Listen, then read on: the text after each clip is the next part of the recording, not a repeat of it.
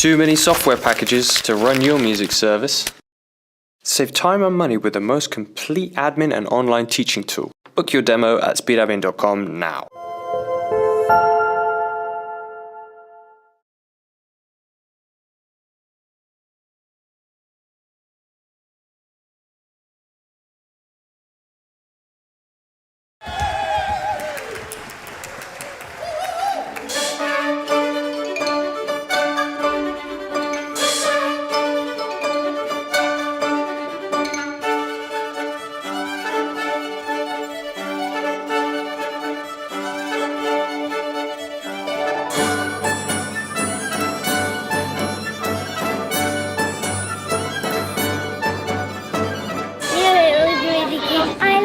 The story. I like the music. It was really good. Amazing musicians. Lots of audience participation. I really enjoyed the story. It's really inclusive for the children. Absolutely brilliant, wasn't it? I thought it was fantastic. Absolutely amazing.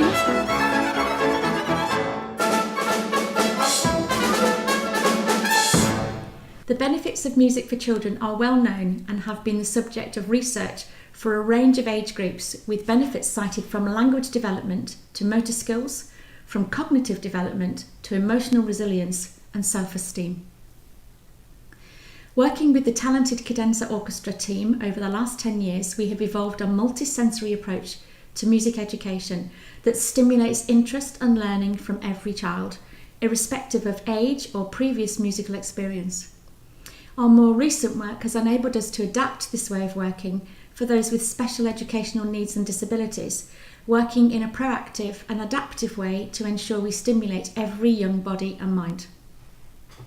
Children now experience music in many ways, in film, on television, and as they get older, at the touch of a button.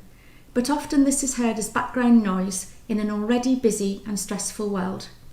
At Kidenza, we aim to create an immersive experience, one that stimulates a child at every level and inspires their inquiring minds to investigate the power of live music during their education and their future adult lives. There's just great joy in the informality and the jokes and the fun and the interaction that we have with these brilliant young people. We come into the schools, we come into their environment and play very, very high-class music at a very high level.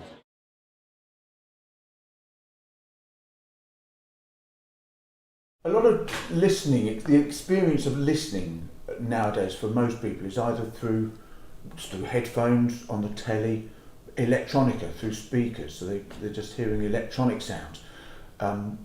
It's a very big difference going to see a concert, live people playing live music. For one thing, you get the music, you hear the music live, obviously, you get the vibrations of the instruments, the sound, the general sound you can get from all these instruments is an amazing thing.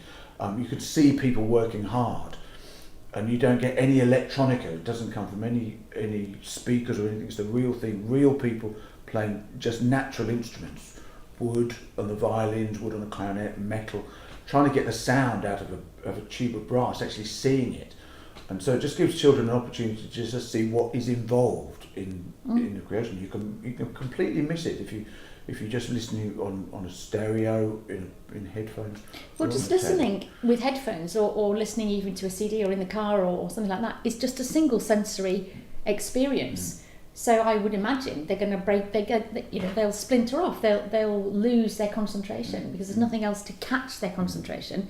Whereas in our concerts, there's so much to do. You're hearing the music, you're seeing the musicians making the music, you're seeing the musicians' faces, and how they become quite animated just in what they're doing. And then there's a big screen where the animation, and I can remember watching some kids in the audience, and I can't remember what piece we were playing, but there was a big thing coming, I think it was to do with Pirates of the Caribbean actually, and we animated this particular medley, and there were cannons being shot off the pirate ship, and the kids not knowing where to look next, because that's quite exciting on the big screen because it's all animated, and then suddenly our percussionist Alex getting a really interesting percussion instrument ready, and they don't know where to look next, and that kind of sums up for me the whole multisensory approach, that there's just so much going on. And actually I think that in an ideal world, I would want these children to come and listen to the same concert 2 or 3 times over, because I guarantee that there'll be something that they see in the third concert that they didn't notice in the first concert. There's too much going on.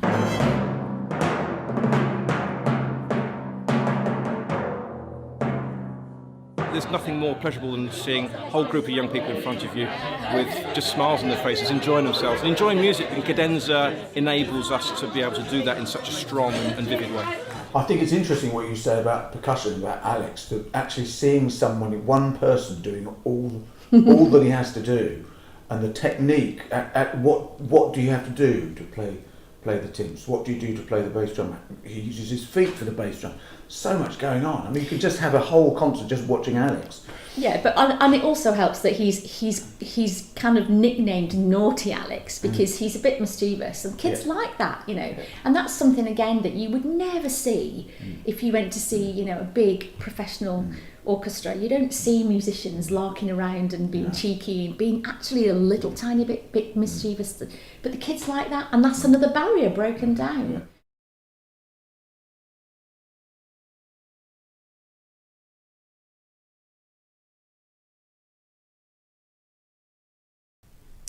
From the moment they're born, a baby's senses are overloaded by the world. Parents learn to speak softly to their children, to sing, to sway, and to move to calm them. From these first moments of a life, a child learns through every one of their senses. As life becomes busier and more stressful, children's minds are stimulated constantly, and we expect them to learn those adult skills of multitasking, of thinking ahead, and of achievement and reward. Concentration and connection are increased as a child is immersed in a world of music. When a child finds something enjoyable and stimulating, they're catapulted into another world, a world of imagination and possibility. Nothing else matters. Their adrenaline falls and stress reduces for a moment. A multisensory approach to music provides this opportunity to create a space of safety, of enjoyment, of creativity and of learning, and appeals to every type of learner. Visual learner. Children see the orchestra as a whole and as individuals as they move and interact on stage. The animation moves to the music. They see musicians up close, children are invited to come on stage, and musicians come into the audience. Children watch demonstrations of the instruments. Auditory learner. Children are encouraged to listen. Some might be able to listen for longer than others. Instructions are given with verbal cues. Listen out now. Can you hear the strings? There's the rhythm, and with visual prompts. Choice of repertoire is given careful thought to ensure there are a variety of styles with effective musical elements demonstrated, and that the length we are asking children to listen to is not too long, just right for effective concentration. Kinesthetic learner. Body percussion. Call and response movements between us and the audience. Gestures to start listening. Subconscious movements to the beat.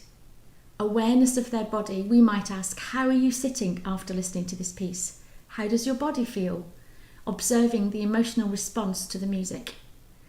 Ownership of space. Children feel free to move. And for the child who's prevented from using all these senses, we can adapt to their needs, stimulating those senses that are strongest, seeing some quite incredible responses.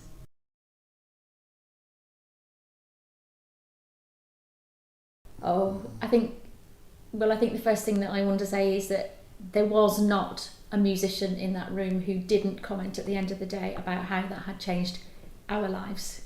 We, as performers, that was a very special concert, and we know that it was very well received. You know, we'd had amazing feedback from the head of Chailey, who had to leave the room at one point because he was quite overcome with emotion because of what he'd seen, and it was difficult for us as musicians to see some of the reactions because some of them are so minute in detail.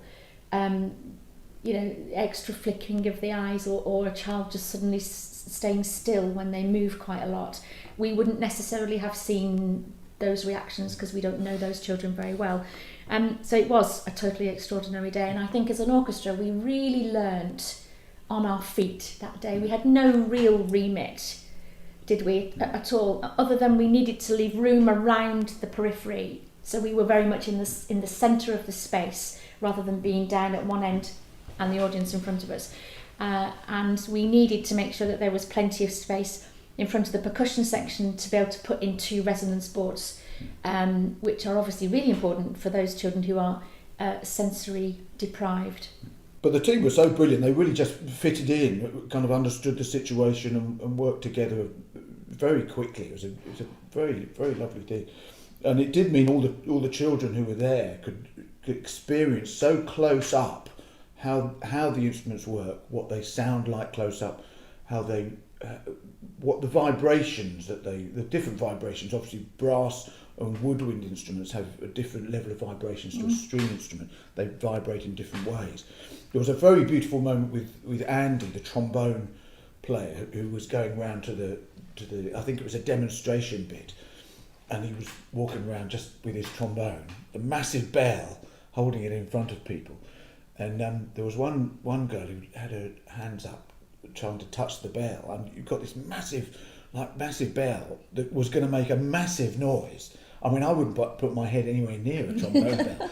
But of course, when Andy played it, it was just so quiet and so beautiful. And to hear the vibration, basically the vibration of his lips being amplified down there, it was an amazing thing. And you could see the girl just kind of touching the bell of the trombone and feeling this sound, really feeling the sound that was coming out. Absolutely beautiful to witness. And then there was the child who was on one of the resonating boards they had, and I think he was a deaf-blind child. Every time we were playing, he had this rattle that he had on his face. It was obviously a sensory thing. As soon as we started playing, he would have the rattle in conjunction, in counterpoint to what we were playing. When we stopped the piece, he stopped doing it. So it obviously made an enormous, deaf and blind, and it made an enormous difference to him. And I think that's the thing that we got from the staff there, that they'd never really experienced anything quite like it. You know, it was a very moving day, wasn't it? And that time when a child in a really big, complicated wheelchair was kind of wheeled around to be right next to Katie, who's our bass player, double bass player, and the child sitting with his hand on the instrument as she played. Just I was on the sidelines when all this was going on because I wasn't particularly involved in this particular piece, watching. Absolutely choked up because that an extraordinary thing to witness, that the child was able to get so close up and feel the vibrations of the double bass, but also, as importantly, to see Katie, who just carried on, oblivious, not in the slightest bit put off or distracted. That relationship there between the two of them, just really amazing. And the child that was being wheeled around the periphery of the orchestra and sort of stopped to watch what was happening with Joe in the percussion section, and doing kind of this movement with hands, and we gave that child an egg-shaped shaker, and there then was the child joining in, making music with us, and you can't really describe the joy on the face of that child. Just a total special moment. I think there wasn't one musician at the end of that day who didn't either speak to me or email me or text me to say what an amazing day it had been. I think every single one of us, our lives, that was an experience that we will remember for the rest of our lives. I think also we have a very unique team of musicians because they are really high-end players. Lots of them are playing in some of the UK's finest orchestras, I think that's fair to say, isn't it? But actually we don't demand, but you demand. There is this kind of, there are lots of other bits that we need from them that we sometimes don't even talk about, but they just get. They're so adaptable to the situation that's happening within that concert at that moment that we might expect them, they suddenly will come and demo their instrument at the front of the orchestra, and they'll insert a little cheeky joke, or there'll be a slightly different slant to that demo that we haven't seen before. I mean, when we do our tours, it's quite hilarious, isn't it, that we can do like 50 or 60 concerts in a tour schedule. And what we do in the first concert is absolutely completely unrecognisable to what we've done in the last concert, and we don't even know what's going to happen. You know, there are things that we laugh about all the time because it's just, you know, the musicians have suddenly just thought of something else that might work, and it does work. And I think, you know, you and I are probably massively grateful for the fact that we've got just a really unique team of individuals who happen to be brilliant musicians.